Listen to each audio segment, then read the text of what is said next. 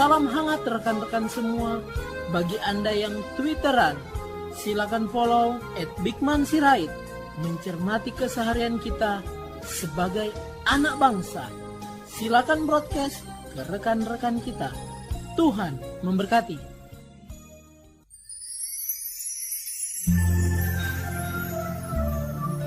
Salam sejahtera para pendengar yang terkasih. Selamat bertemu kembali dengan Yayasan Pelayanan Media Antioquia yang didirikan oleh Pendeta Bigman Sirait untuk melayani Tuhan Kepala Gereja melalui media.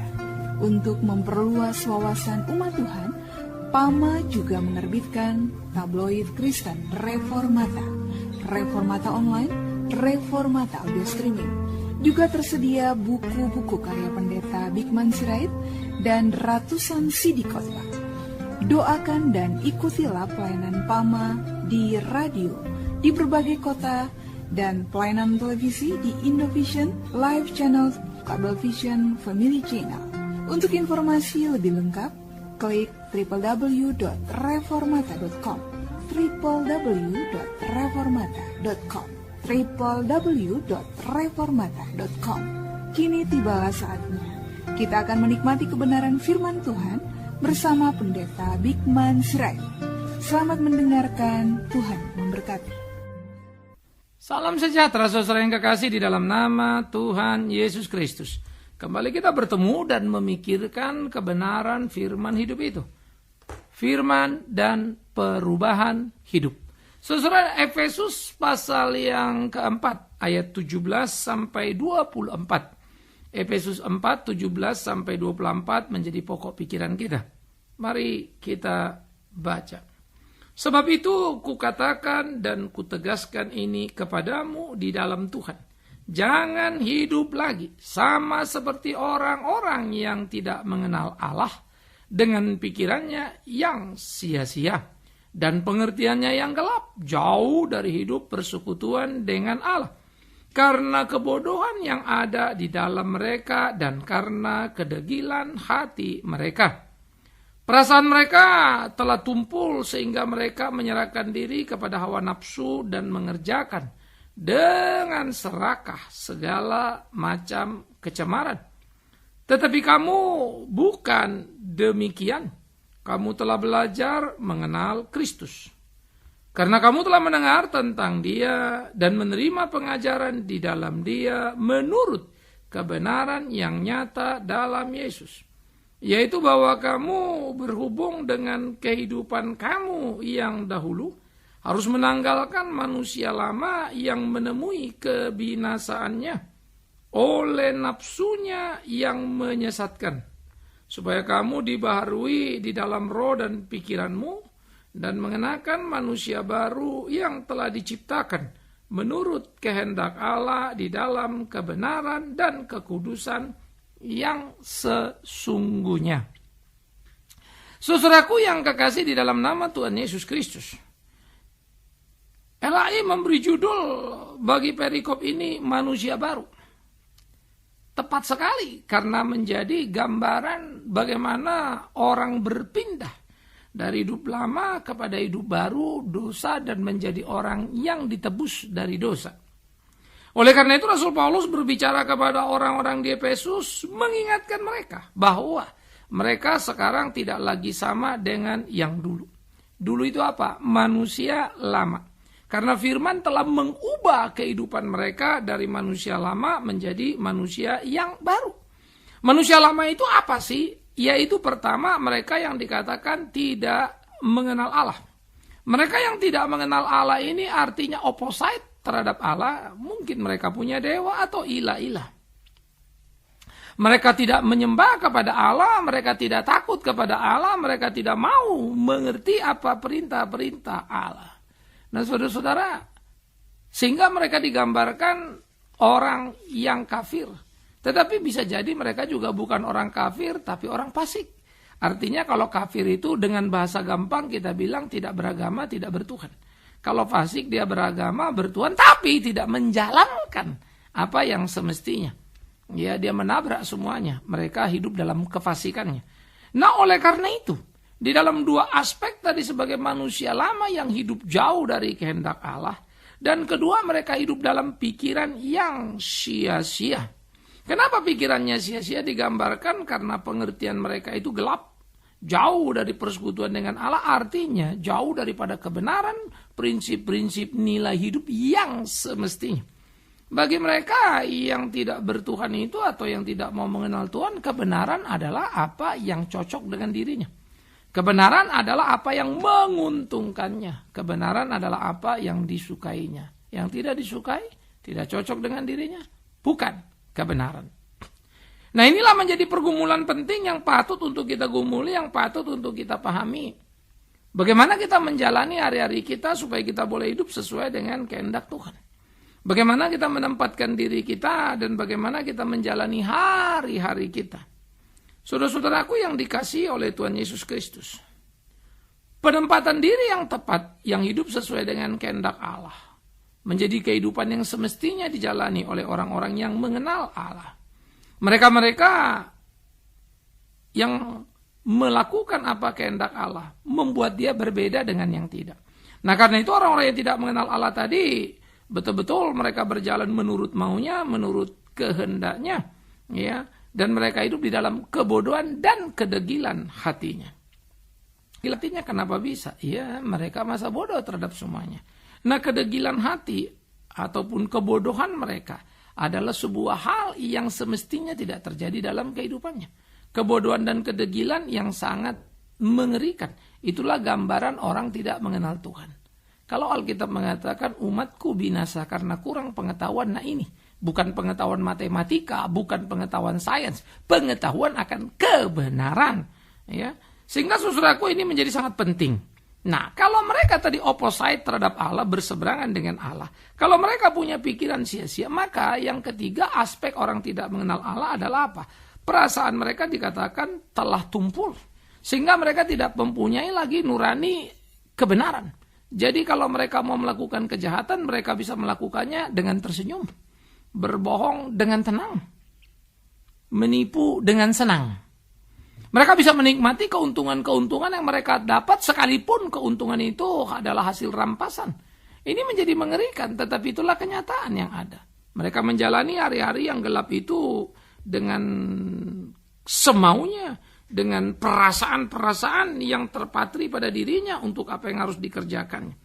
Saudara-saudaraku yang kekasih, keserakahan yang mengerikan, yang menggambarkan kecemaran kehidupan ada pada mereka. Tidak ada takut, tidak ada gentar, dan mereka jalani dalam kejahatan yang luar biasa. Nah, oleh karena itulah, di dalam hal ini posisi melawan Allah, pikiran bodoh tidak lagi mau mengerti kebenaran Allah, perasaan tumpul, semuanya menjadi halal dalam tindakannya. Sangat menakutkan, tapi itulah kenyataan. Inilah yang dijalani oleh orang-orang yang jauh daripada Tuhan. Nah, hal seperti ini sejatinya tidak boleh terjadi pada kehidupan orang percaya, bukan? Orang percaya seharusnya hidup sesuai dengan kehendak Allah. Orang percaya seharusnya menjalani apa yang menjadi ketetapan-ketetapan yang Allah tetapkan dalam kehidupannya. Mestinya begitu. Nah, saudara-saudaraku yang dikasihi oleh Tuhan Yesus Kristus, apa yang kemudian menjadi gambaran dari orang hidup lama, betul-betul menjadi gambaran yang merusak nilai-nilai dalam kehidupan ini dan bermusuhan dengan siapa saja yang menyukai kebenaran. Mereka hanya bersahabat dengan siapa yang menyukai kegelapan. Jadi sangat jelas posisi manusia lama. Oleh karena itulah dikatakan oleh Paulus terhadap orang-orang di Efesus, kamu tidak demikian, gitu ya. Karena kamu telah belajar mengenal Kristus. Maka waktu dikatakan kamu tidak demikian, kenapa? Karena kamu telah belajar mengenal Kristus. Artinya, sekarang orang-orang yang benar, tadi kan tidak benar, orang gelap, orang benar, orang terang, itu istilahnya.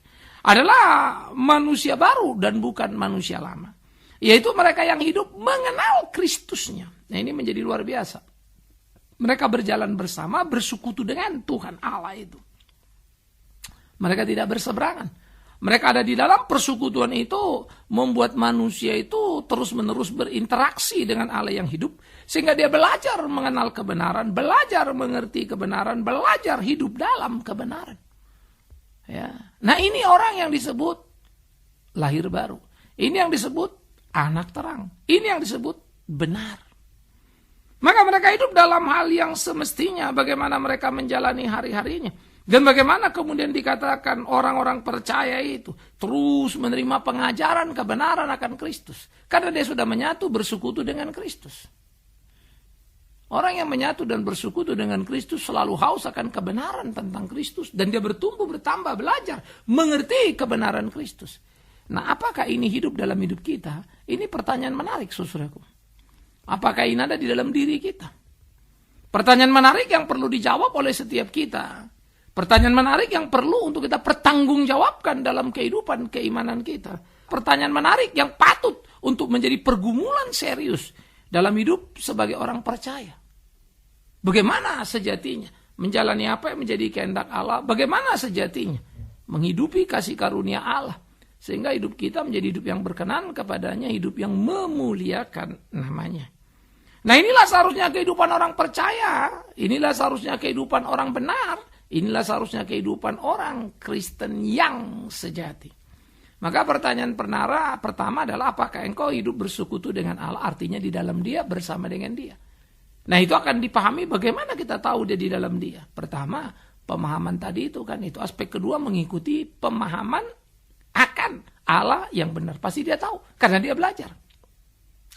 Jadi posisi dalam Kristus itu pertama, mengenal Allah karena dia belajar, sehingga persekutuan dengan Allah tampak pada, kan gitu. Ya, pemahaman dia tentang Allah yang benar. Ya, namanya sudah bersekutu dengan Allah. Tentu dia mengenal Allah. Bagaimana dia bersekutu dengan Allah? Kalau dia tidak mengenal Allah. Kalau dia mengenal Allah, tentu dia bisa menjelaskan. Kalau dia mengenal Allah, tentu dia bisa menjawab tiap pertanyaan tentang siapa Allah. Nah, ini menjadi amat sangat penting. Lalu bagaimana dengan perasaan mereka? Perasaan mereka yaitu perasaan yang sekarang dihidupkan. Tidak lagi tumpul, tapi terlatih, terajar. Mencintai kebenaran, keadilan. Perasaan mereka itu sudah mempunyai kepekaan. Bagaimana kesulitan orang yang harus diambil bagian. Bagaimana kepahitan, kegetiran orang yang harus dihiburkan. Bagaimana kelemahan orang yang harus dikuatkan. Sehingga hidupnya tidak lagi melulu tentang dirinya, apa yang disukainya. Tetapi tentang Kristus dan apa yang Kristus mau dalam hidupnya. Itulah kehidupan orang yang benar, orang yang sudah diperbaharui. Sehingga perubahan hidup yang tampak itu adalah perubahan hidup yang radikal. Kenapa? Karena semua manusia lama itu sudah ditanggalkan. Dan kemudian bagaimana manusia yang membawa manusia kepada kebinasaan, yaitu hidup lama itu ditanggalkan. Begitulah kemudian mereka diperbarui di dalam roh dan pikiran dan mengenakan manusia baru yang telah diciptakan menurut kehendak Allah di dalam kebenaran dan kekudusan yang sesungguhnya. Maka saudara-saudaraku yang dikasihi oleh Tuhan Yesus Kristus, di dalam kebenaran dan kekudusan yang sesungguhnya, disitulah mereka sudah dibenarkan. Disitulah mereka sudah dituntun, dipimpin untuk berjalan di jalan yang Tuhan kehendaki. Hidup menyenangkan hati Tuhan, melakukan apa yang Tuhan mau. Sehingga hidup mereka sungguh-sungguh menjadi hidup yang bisa dipertanggungjawabkan. Pikiran baru, manusia baru itu ya, jiwa yang baru. Artinya seluruh orientasinya hanyalah kepada Allah. Kalau dulu orientasinya hanyalah kepada diri. Nah, sekarang mari kita membuat satu komparasi atau perbandingan, saudaraku yang kekasih. Sejauh mana sebetulnya firman itu telah mengubah seluruh hidup kita. Ingat, bukan firman tidak berdaya ya. Firman berdaya berubah siapapun. Yang menjadi pertanyaan adalah, apakah kita orangnya? Itu loh. Ya. Apakah kita orangnya? Artinya, kalau kita orangnya pasti kita berubah. Kalau bukan, ya memang kita belum pernah diperbaharui. Jadi jangan pikir, oh firman sih sebenarnya memperbarui dia, tapi dianya memang payah. Firman itu berkuasa. Ya. Tapi memang ada fenomena orang sepertinya diperbarui tapi belum. Tapi bukan. Kenapa? Karena memang sejatinya dia bukan. Nah, ini penting dikenali. Makanya dikatakan Alkitab, pohon dikenal dari buahnya. Kembali kepada diskusi kita tadi. Apakah engkau manusia lama atau apakah engkau manusia baru harus menjadi pertanyaan serius. Yang kita tanamkan di dalam hati dan kita gugat kepada diri. Bagaimana seharusnya kita melakoni kehidupan kita. Menampilkan diri kita dalam hidup hari-hari kita. Supaya hidup kita menjadi hidup yang berkenan kepadanya, hidup kita menyenangkan hatinya, hidup kita memuliakan dia. Inilah menjadi kehidupan yang semestinya, menjadi pertandingan, pertarungan yang kita jalani dan harus kita selesaikan.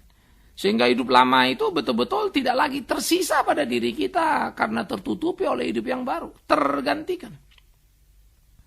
Sehingga yang buruk tadi tak lagi ada buruknya karena sudah hancur oleh kuasa Allah, tampak baiknya. Yang tidak benar itu tidak lagi tampak tidak benarnya karena sudah hancur oleh kuasa Allah, tampak benarnya. Maka begitulah orang yang sudah diperbarui, ya, di dalam pikirannya tadi itu. Begitulah orang yang sudah diperbarui di dalam rohnya. Begitulah orang yang sudah diperbarui dan mengenakan manusia baru menurut ciptaan yang baru. Maka hidupnya sangat berbeda dengan hidup yang sebelumnya. Nah, ketika dia berpindah, proses pembaruan adalah sebuah proses yang berjalan terus-menerus sampai kesudahan kehidupan. Dan proses itu akan tampak pada perubahan hari demi hari dalam hidup tiap anak-anak Tuhan. Apakah orang yang sudah berubah itu bisa jatuh, Pak? Oh, bisa saja. Tapi dia akan segera kembali. Kalau jatuh nggak kembali-kembali gimana, Pak? Memang sebetulnya dia tidak pernah mengalami perubahan itu. Dia cuma punya fenomena perubahan. Kalau bahkan sampai ada pendeta lalu meninggalkan keimanan kekristenannya, ya hanya karena sesuatu yang menurut kita nggak pantas. Ingat, sejak dulu sebetulnya kekristenan hanyalah pilihan agama saja. Kependetaan itu hanyalah pilihan profesi saja. Tidak lebih, tidak kurang. Ya. Tapi sebetulnya dia bukan orang pilihan yang sejati. Karena tampak pada kehidupannya. Buahnya itu loh. Nah, oleh karena itulah saudara-saudara yang kekasih menjadi penting bagi kita. Jikalau kita mengatakan bahwa firman sudah mengubah hidupku dan aku sudah berubah oleh firman, maka patut kita bertanya dan mengukur diri kita. Maka selalu penting orang-orang Kristen itu autokritik. Self-controlnya itu mesti dihidupkan. Betul nggak saya sudah jadi manusia baru? Nah, tanyalah dirimu, kau cinta siapa? Cinta Tuhan atau cinta diri? Artinya, apapun yang kau lakukan dalam hidupmu, dalam hari-harimu, tentang kau apa tentang Tuhanmu? Kalau tentang Tuhan, pasti kau akan menyangkal dirimu. Tapi kalau tentang dirimu, pasti kau akan puji dirimu. Nah, mana yang betul? Mana yang benar? Ini yang harus hati-hati. Oleh karena itu, saudara-saudara yang dikasihi oleh Tuhan Yesus Kristus, penguasaan diri dan pengendalian diri untuk memeriksa diri diperlukan sebagai sebuah keberanian yang harus diwujud nyatakan dan tidak boleh diabaikan. Sejauh mana saya sudah benar dengan ukuran Alkitab, bukan dengan ukuran diri sendiri. Dengan ukuran Alkitab, bukan pembenaran diri. Maka ukurlah dirimu, ukurlah hari-harimu dengan Alkitab itu. Apakah memang engkau begitu? Kalau tidak, itu bahaya setengah mati. Nah, saudara yang dikasihi oleh Tuhan Yesus Kristus, di dalam kehidupan orang-orang percaya, di pergumulan kesehariannya, bagaimana seharusnya dia hidup menyenangkan hati Tuhannya, melakukan apa yang menjadi keinginan Tuhannya. Maka orang-orang yang sudah dirubah oleh firman hidup itu harus tampak perubahannya dan orang bisa melihatnya. Dulu ya aku tahu loh dia itu. Dia itu begini. Orang sebut kejahatanmu. Orang sebut ketidakbaikanmu. Tapi heran sekarang dia ada lain. Sekarang dia begini. Perubahannya kualitatif, bukan kuantitatif ya. Dulu dia nggak ke gereja, sekarang ke gereja. Dulu dia nggak ke gereja, betul. Sekarang ke gereja, betul. Tapi itu tidak jadi hebat. Dulu dia nggak ke gereja, nipu. Sekarang ke gereja, tapi tetap nipu sih. Apa luar biasanya? Itu kuantitas kegiatan saja. Kegiatan orang bisa berubah dengan mudah. Tapi kualitasnya itu, dulu dia penipu, nggak ke gereja. Sekarang dia ke gereja dan tidak nipu. Nah, karena itulah kualitas kehidupan kita harus kita ukur bukan berdasarkan kegiatan, bukan berdasarkan status pendeta atau bukan pendeta, tapi kualitas perilaku kita, kualitas perbuatan kita. Nah, itu yang mestinya kita jalani, saudaraku. Nah, oleh karena itulah orang-orang Kristen dituntut, sekali lagi dikatakan seperti tadi, berani menguji dirinya, berani mengukur dirinya dengan kebenaran Alkitab. Sejauh mana? Karena itu kalau saja orang Kristen betul-betul semua sudah diperbarui hidupnya oleh firman hidup itu, alangkah indahnya gereja. Karena dia kumpulan orang-orang yang sudah berubah. Bukan berubah kegiatan, ingat ya, berubah kualitas kehidupannya. Karena orang-orang yang sudah dirubahkan oleh firman hidup itu, hidup mereka penuh dengan cinta kasih, hidup mereka penuh dengan pengertian. Mereka tidak akan sibuk memperkaya diri, tapi mereka akan sibuk bagaimana menolong sesama dan berbagi diri. Orang-orang yang sudah dirubah oleh firman itu, hidupnya akan mempersembahkan dirinya demi kemuliaan Tuhannya. Melakukan apa yang Tuhan mau. Dan ini yang menjadi perlu. Inilah seharusnya yang kita jalani dalam keseharian kehidupan kita. Bagaimana kita menggumuli hari-hari kita. bagaimana kita melakoni kehidupan kita. Sehingga hidup kita menjadi hidup yang berkenan kepada Tuhan dan menyenangkan hati Tuhan. Nah, oleh karena itulah saudara-saudara, orang-orang yang sudah diperbarui akan menerangi dunia ini, akan mewarnai kehidupan dunia yang gelap. Karena orang sudah dibenarkan terang. Maka terang di tengah gelap kan kita tahu ya, gelap akan tersibak, gelap akan kalah. Semua menjadi tampak dan terlihat karena semua menjadi terang. Terang berkuasa. Nah, maka ketika terang itu berkuasa, ketika terang itu tampak, ketika terang itu nyata, biarlah terang itu menerangi hati dan pikiran kita, biarlah terang itu menerangi hidup kita, biarlah terang itu menerangi tiap langkah-langkah kita. Sehingga kita boleh berjalan di jalan yang Tuhan mau. Melakukan apa yang menjadi kehendak Tuhan dan hidup kita menyenangkan hatinya. Inilah mestinya hidup orang percaya. Inilah perjalanan keimanan orang percaya. Inilah yang harusnya dilakoni tiap orang percaya.